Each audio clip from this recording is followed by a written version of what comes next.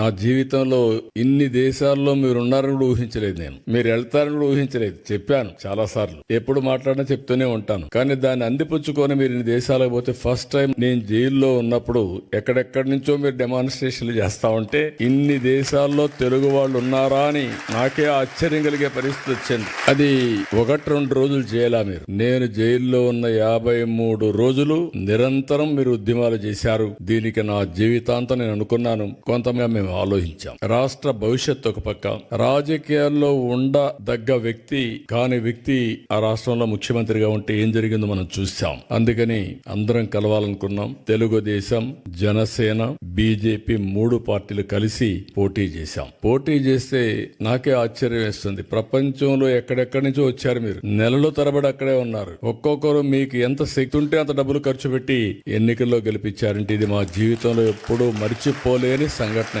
ఇది అప్పుడప్పుడు చరిత్రలో అనుకుంటాం. కానీ ఇంత స్ఫూర్తిదాయకమైనటువంటి జాతి ఉండడం, నేను ఆ జాతిలో పుట్టడం నా అదృష్టంగా భావిస్తున్నా. అందుకే మళ్ళీ చెప్తున్నా, మళ్ళీ జన్మ అనేది ఉంటే మళ్ళా తెలుగు జాతిలోనే పుట్టాలని చెప్పి భగవంతుని కోరుకుంటున్నా.